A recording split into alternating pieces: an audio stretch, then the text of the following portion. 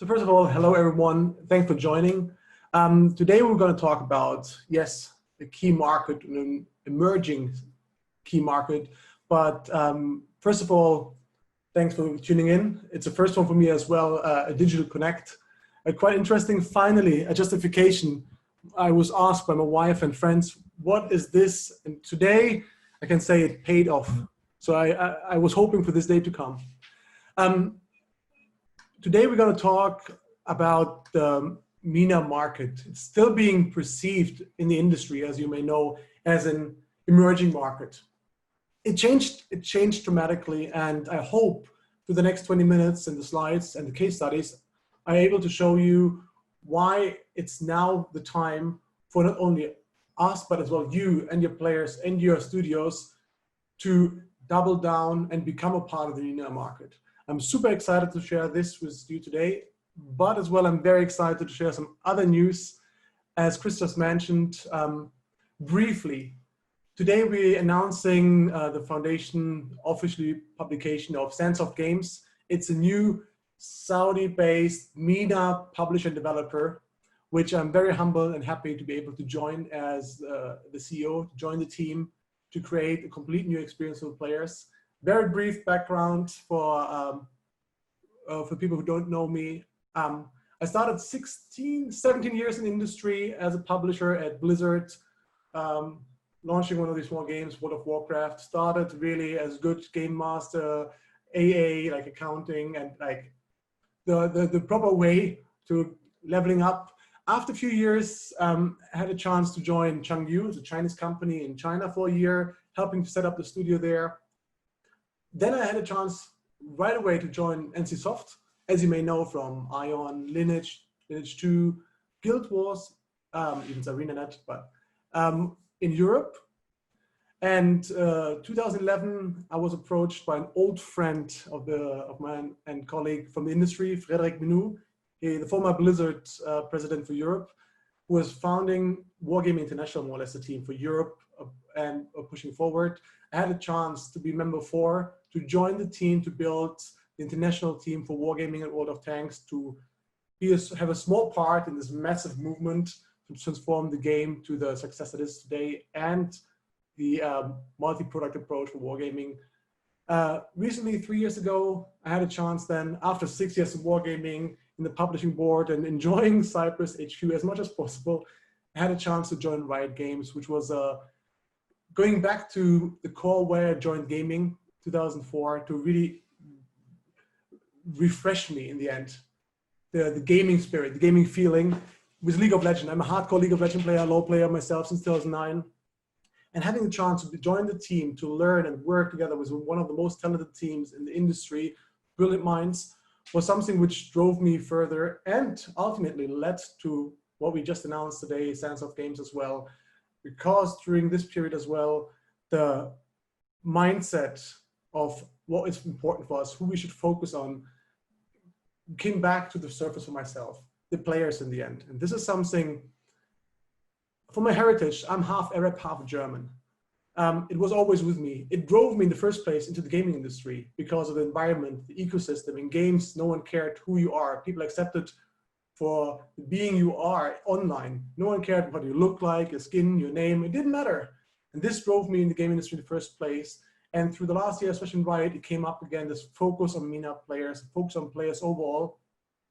And we had one event recently in Saudi Arabia, the first time ever that someone went to Saudi Arabia with Riot as an event in Nexus. Something I will share a bit more later on this case study, but this was one touching point where I realized for myself, and there as well, I met the team from Sandsoft Games to realize the industry can do so much better. We should do much better, and we have to level up together in the MENA region, from the MENA region, to surface and push it to become, without doubt, a global leader on the market.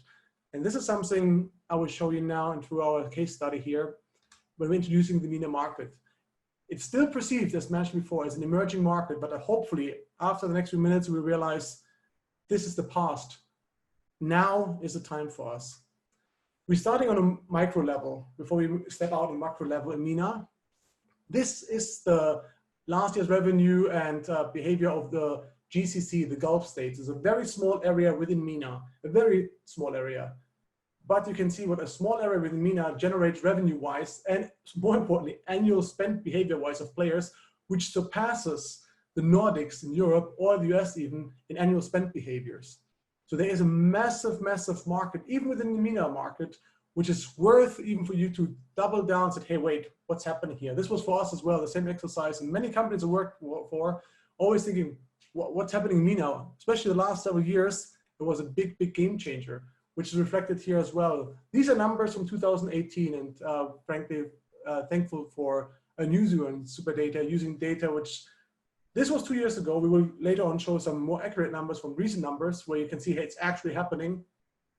And you can see if we step one step back, you see the actual MENA suddenly from GCC goes ×3, 4.4 billion revenue for apps, a massive market of audience, which is only increasing in regards of, especially we talked about before mobile.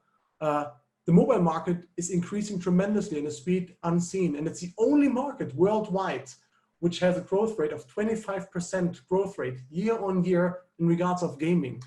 So the market is evolving faster than anything else we have in the region globally, but still being perceived strangely from a lot of industries, leaders and companies as an emerging market. It's most likely a mindset, but we will talk about it in a moment. Here you can see the smartphone market especially surpassed last year already 1.1 billion users. And this is something, you can see this forecast was made several years ago. And yeah, okay, this is where we're most likely going to be. We surpassed this forecast by far. Now the forecast is for next year that we surpass 1.5 overall billion users. So the users in regards of mobile devices is only speeding up the amount of users. Based on this naturally as well, because technology, talking about it, my phone is gone. The technology is evolving with the phones, which allows us to penetrate a market and the market itself to evolve and a speed never seen before. Because now suddenly we have small devices which perform better than even computers we still have in our household. So this is a slide for developers mainly, or maybe as publishers of a development structure. We're thinking which kind of, if we go to the MENA market, which kind of operating system should we focus on? Because we have the same right now with Sandsoft games. We had to look at, okay, with our test games, do we focus on iOS for mobile, for the mobile games, or do we focus on Android to test the market? Naturally, we could see very clearly that Android is very, very dominant. So for us right now, we decided Android is the go-to to test the first version. Naturally, iOS will follow in a few weeks, but to test the first version regarding of response, to gather insight from the players. What do they like? What do they don't like with the test gaming? That being said, please keep in mind, iOS, Apple, where they have a bigger share in the market in MENA, these countries have a way higher spending behavior as well. So it depends where your focus is in your phase one in your product when you launch in MENA. If you want to focus on primary monetization and a certain core audience, or if you want to say, I want to understand a wider audience, and then in phase two, tap down in the heavy spenders or the high penetration markets. This is something as well we're going to talk very briefly about top publishers currently as well from the last few years. One stands out above all others. We have a case study in a moment. 1MT. 1MT, a top grossing publisher, especially you can see iOS. Because again, as mentioned before, a very high spending behavior, and the game which we're talking a moment about, you will see why they are so successful. Revenge of Sultan did an amazing job, but we will talk about this in a moment in another slide. What I want to show you here as well is this is now a non-gaming apps for publishers, for anyone which are not related directly to games, but interacting with users and players on a day-to-day basis. Based on this, naturally say, hey, there's not much difference between MENA approach when you see Netflix, Tinder, LinkedIn, compared to Western or Eastern audience. But something is very important. All these platforms, they are so successful because they offer something very unique, as you know, those platforms. They offer a user-specific generated content based on the user. Example in Turkey, if you go Netflix Turkey, you see majority Turkish content, Turkish movies, good series as well, very good series there, which fits the audience, which fits the market. For gaming, it's even another notch up. We have to think gaming is not just a passive digesting of content. I sit at home and watch Netflix, which knows what I like to watch. In gaming, I become a part of the content creation. I create my own entertainment. So that's way more relevant for us to create games which resonate with the players, so they actually feel, hey, this is my game, this is my adventure, this is my story. Talking about stories and my games, this is a small forecast. Again, it's from 2016 to 2021, how the market will perform in regards of revenue.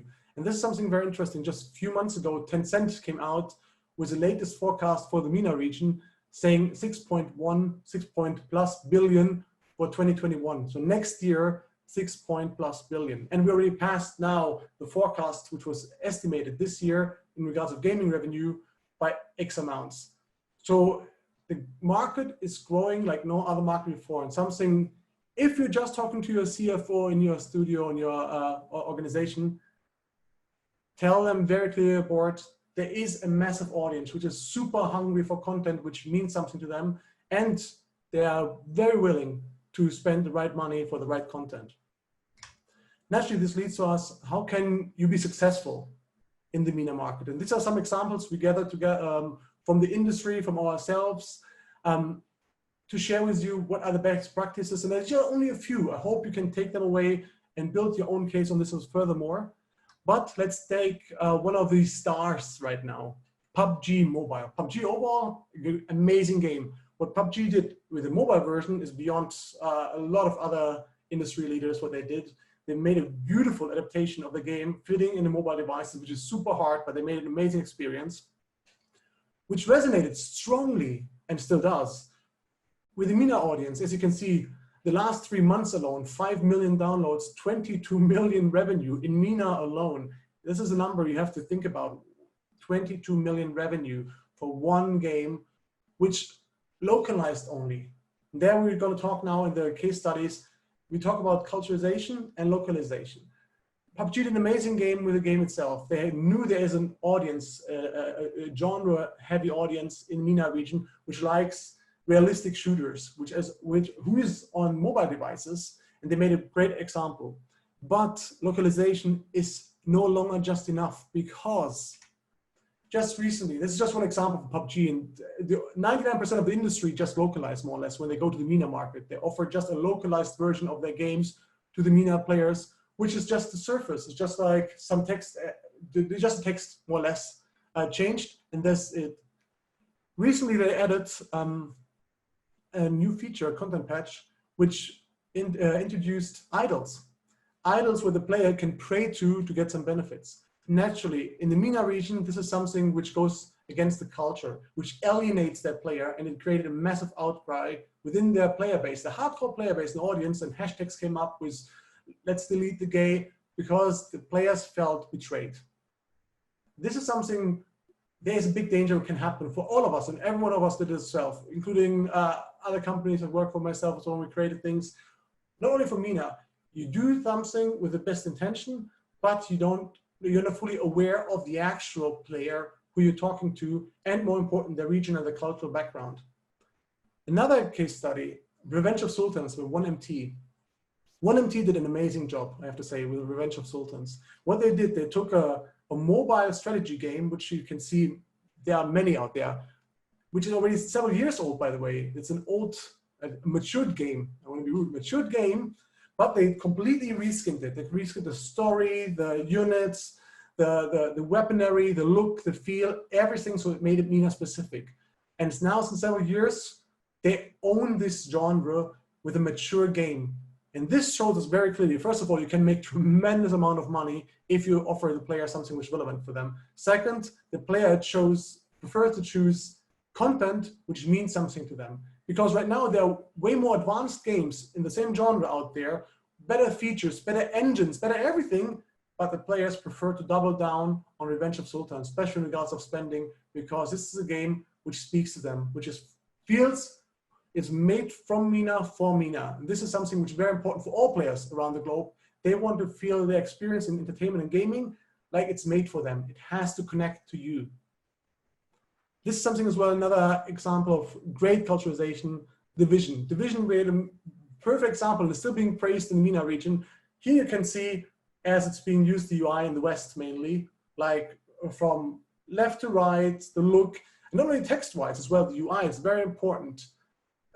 In West and majority of the East is being used like this. What the division did, they created actually the whole UI. They flipped the UI. They made it fit to the MENA market. It resonated so strong with the players. And they created not only a brand around themselves with doing this as one of the first ones on such a level, they create loyalty and commitment of their audience. Because if you ask a hardcore gamer or a gamer in MENA, what do you think of Division? Within the first 3 or 4 points of a race, they made this UI flip. They created this. Naturally, for me as well, it looks quite appealing, to be honest, but this is a different question. I'm not a UI designer. Another case study, more now for marketing and publishing related, a UA approach. Language is king. Wow. No, we all know this is true. Language is king. Same goes for content as well when you create a campaign, marketing or UA campaign. But what we learned over the last few weeks, we talked with many UA specialists from the industry and our own team doing tests and evaluating the results. And what we could see from our own tests and from other companies, from colleagues we talked to and worked with in regards of UA testing, when you create a marketing campaign, and this goes to all developer and publishers from overseas who just do their thing from overseas and localize and execute as good as they can for the MENA market, when you create a marketing campaign in Arabic, example-wise, and the content fits there and the user goes to your UA funnel, clicks in, but then the final spot, the landing page or the app itself is not endemic in their language or design or feel, which was presented in the initial concept of the teaser, there's an 80+% drop off. And this is something which is very unique, because normally you think, okay, English in the end will work, but if you promote it in their language in Arabic and you don't follow up through the whole way till the last, even the app itself being adjusted accordingly, you burn money. So do yourself a favor and save your money, your UA money and your marketing money. If you're not willing to go all the way, don't go there. Or be happy with 20% of users, which still is not the highest quality of users you could get engaged with. Very important. Next point. This is something which comes back to Sandsoft games and 16+ years of my own experience and the experience of the global team as we're building right now Sandsoft, announcing it. We have a lot of senior members from the global landscape coming together with the best possible talent from the MENA region, merging to create this new approach. And the best learnings from all of us came together to really understand what we have to offer to the MENA market to overcome it as a publisher or developer. Is it first or third party is irrelevant at this point, because in the end you need the same. Example for Sandsoft games, one of our key initiatives, we're going to focus on third-party publishing. But for this, we created a structure which has a development and product arm within the company. There are 2 arms. So it's a complete normal setup like any studio would have as well, publishing development. But in this case, even for third party, our development and product team will talk and is talking right now directly to our partners and products to make sure that their games get actually these changes they need. If it's sound, just now we had a test game where we changed the whole music, sound effects, everything. If it's like characters in the game, meaning we had like a boar in one of the games we are testing right now, a boar, like a big enemy, which no one really cares anymore these days. Even MENA said, yeah, okay, it's a monster. We changed it because we can do better. We changed it through like another monster, goblin monster, which the player will engage with to make it feeling more intrusive, more endemic, more natural for the region. And this is something which I could only recommend for anyone who's doubled down on MENA, hopefully now more than ever, to think your willingness must be supported by capabilities you have in-house. That you say, our team is going all the way, like others did before, like 1MT does, like Division showed us, like Sandsoft Games is doing. And the second part, which we learned very recently through one event we did, as mentioned before, when I was at Riot Games, we did a Nexus event. As mentioned, the first time ever, a Western AAA publisher comes to Saudi Arabia, meeting thousands of players. Through this event, we could even see, first of all, the passion of the players. When we were there, all of us were super surprised, like especially the Western, like for the part of Riot, were super surprised. Wow, how is it possible? The players are here in crazy amount of numbers. Their hunger to interact is there. But as well, we realized the diversity of the region. In one country alone, Saudi Arabia, the diversity is so tremendous So we knew right away for Sandsoft Games, we have to make sure that we build a very diverse team to offer the best service for the MENA region. And same we recommend to any one of you, please keep this in mind. Now we're going to the last pieces, why now? And this goes back to, from my personal perspective, with nearly 17 years in the industry and all my colleagues and the team from Sandsoft Games to found why now, and hope this will help you as well to understand, as an example, why don't look at MENA as an emerging market anymore. For this, we take, again, let's take Saudi Arabia, because for us, it's the biggest market. It is the biggest market in regards of players for the Arabic countries as well. Not only spending, but as well actually player base. And it's one of the core countries in all of MENA, in the region, which wipes out to all other countries in regards of culture, religion, mindset. The country created a vision which focused on changing their business completely for many reasons. And I heard about this many years ago and I said, yeah, great. Home is leveling up, I thought. Now recently, when I was, well, in the last 2 years, working way more and deeper with the MENA region, evolving with not only as a developer and publisher, as well actually with the MENA players and the market, I could see things are actually changing. NEOM example, there's a big vision, and now reflection NEOM is one of these mega cities being built, a futuristic city, unique worldwide, following the vision. So it's not only now a vision, the vision becomes real now. As we speak, it's being built.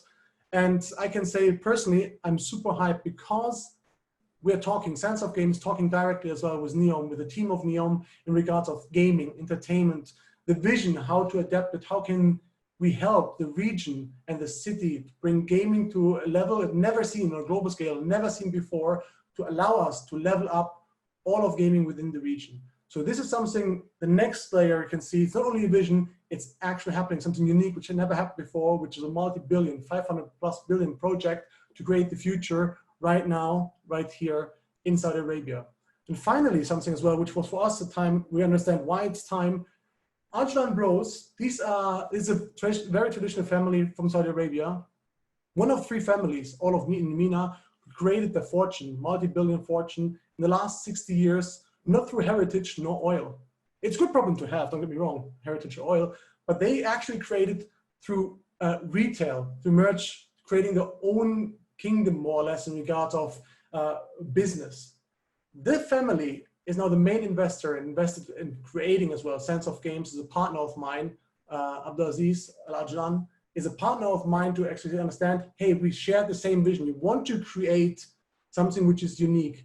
And then they shared as well the portfolio. When you see it's a family business in the region, suddenly creates companies in investing in cloud gaming, e-payment, events like the PUBG event, esports event, creating by them. You realize it's not only vision, it's not only a mega city, it goes down all the layers down and back up, which showed us the market is changing, the region is changing more than ever before, and the willingness is there. So we, from the global scale industry, should start to think the strongest growing markets, the heaviest spenders as well, the most dedicated players in regards of, if you look at YouTube spend, how much time they invest as well. Saudi Arabia, #1 in the world, how much they play. They have everything, and the market is changing now and the next few years. It's the opportunity for you to decide, please double down in MENA, because in the end, time is of the essence, and time is now, and something which is very important, again, for Sandsoft Games, and why we decided all this, what you saw now, the last 10, 20 slides, let us, yeah, we have some more slides, naturally, why we're getting there, but led us to the point, now is the right time. Now is a unique opportunity to become a part of something, to move and create a new global leader in regards of gaming and players, because every player in the end deserves the best possible entertainment experience. And I hope you can agree and come join us to create this for MENA together. Thank you. Thank you. Thank you. That was very passionate. I'm ready to join. What jobs you got? Oh yeah, by the way, I have very few skills, but yeah, we're hiring really heavily right now. Over 24 roles, plus it's over 60 roles being opened right now and hired. So Chris, let me know when, and I gladly sit down with you. Fair enough. As the weather's lovely, but yeah, no. Well, we've got our careers actually, I was going to say that's just going live. So you've got roles to list. Let us know, and we'll place it on the board. Anyway, that's brilliant. I'm very enthusiastic and very, very exciting. I'm going to get you a couple of quick questions. We are running over, but it's my fault, not yours. So, there was here's a couple of quick questions. First off, congratulations on Sandsoft Games. I just want to ask about if there's any stories yet of MENA games, MENA produced games going kind of global, being really successful outside the region. There might well be obvious ones that we haven't thought of, but is there anything you can point to? A bit transparent, there are stories naturally, and as we all know, which are being used and transferred. But actually from the MENA itself and the global AAA level, not to this point. Naturally, this is now, we can see it changing because the investment is there. And finally as well, the talent on a global scale is turning around. Like example, Fawzi from DICE, the head of design. I had just a talk with him a few days ago. He was one of the first developers who created a book for the MENA region in Arabic about programming. It didn't exist before. So now suddenly, in the last few years, the industry veterans who left the region, including myself, through my father, left and went to the global scale, now coming back home with all we learned, with all our networks and connections and trusted friends in the industry, and hopefully we can exactly do what you just mentioned, do over the next years to come, to bring AAA games from the market to the globe, because the talent in the market is there. All they need is a hand, and we are gladly be part to hand them the hand. Well, I'm a firm believer in exactly what you're saying. As you know, we've been Yes. involved in events out in Jordan in the Middle East for the last few years, and we ran our first Pocket Gaming Connects Jordan for the whole MENA region last year. We are hoping to run something this year. Travel is a little bit more restricted than it was, but no, it was incredible, and I completely concur what you're saying. There is a lot of young talent. There's a lot Yes. of hungry enthusiasm, and we're starting to see some studios obviously. Be very successful at Babel, obviously. Yes, Tomatum as well. Yeah, we spoke to them recently. Like Maisel Ward and Free Araby are kind of having success as well. So I think it feels like the things are 100%. It's just a matter of time, and at the end, as mentioned, it's changing. And I believe now we're talking as well with a lot of studios in the region. It will now be getting all together and saying, okay, how can we all work together with the studios, the publishers, plus the authorities together, and said, okay, let's open a new page and write a new story of MENA gaming. Okay. A couple of quick questions. What you might have covered this, so sorry to repeat, I'm just giving people a chance. So what genres do you think will be most successful in the MENA region now and going forward? Do you think that will change? There's also a question about Arabic word games, whether there is, so that's sort of kind of related, those two. Yes, the beautiful thing is, and something which is amazing about MENA, the market itself is so diverse. You can see, like, if you ask any research we made as well in our tests, we have 80 to 90% of all females and males are playing computer games, like mobile games or games. 80 to 90%, it's a very young market, overall MENA. The 50% is younger than 35.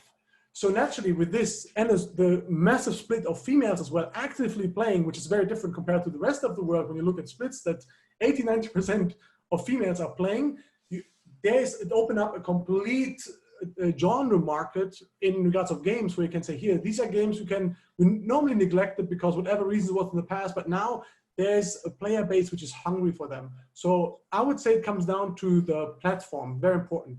Mobile or PC if you want to focus. Mobile is something which is way more applicable and easier. And if you play like strategy games are very, very popular right now. The strategy games, something, funny to say that as well, we look at games like BRs, we know all of the BR wave. Anything which works on a global scale will work as well in MENA. Yeah. But there are the niches, which I mentioned based on the audience we have, which is very different, which allows you suddenly a game which was never successful, very little, a few years, like Farming Simulator on Facebook, you remember, the Farm Will. Something like this will have a time again in the mobile market growing again, 100%, because the market is there and the hunger is there. Okay. I'm going to try and compress two questions into one, and I'm going to have to let other questioners grab you in the Discord chat or elsewhere. Quick, so it should be quite a quick one. The first part is, if we launch in MENA, can our terms and services policy still be in English? One. Another one, which is not related, but I'm trying to get is, What do you think about carrier monetization of games? The operator's role in the region, they have strong relations with their customers. Is it important to partner with like Zane and others, I guess? Yes. They didn't say Zane, I know Zane in, but If we start with the second one, yes, it can be helpful, especially in the beginning, but the market is well changing so fast. We see now Bigo or Rava TV, like the streaming platforms, really picking up so strongly as well. Influencers are becoming as well in the MENA more relevant than ever before, especially now with PUBG events happened and the stars coming from the MENA region, the best players in the world, in Fortnite as well, it's changing. Suddenly this influencer idol star approach becomes way more relevant and speaks way stronger to the audience. But it's an opportunity which is very unique, which you just mentioned, to work very closely, exactly with like telcos example-wise, because they have a very strong endemic reach still, a natural one. So it's a no-brainer. The good thing is telcos looking for partners as well right now because they see the change and they want to be part of it. So don't hesitate, anyone who's watching, reach out to the telcos that gladly sit down at least and say, okay, what can we do? And regards of the first one, in Arabic or English text, if you go to MENA and want to be successful, be endemic, meaning change, adapt fully to the culture, offer them an experience where the players feel and see this is my game, I'm not alienated, it's my environment, it's my home. It's critical. Otherwise, you always show them is something else coming here and offering you a little window to the outside world, which we want to change. We want to open the outside world window and push and have MENA a part in the bigger world. And for this, we have to make space as well for the MENA culture and region to allow them and give them what they deserve in their endemic feeling and way. No, brilliant. Well, I'd love to talk to you for hours, and maybe we will do it. But hopefully we'll be able to catch up face to face soon. Thank you so much, Mo, for sharing that, and congratulations, and I wish you every success with your new enterprise. I'm looking forward to big things. Thanks a lot. Thank you. Digital round of applause to Mo Fadl. Thank you.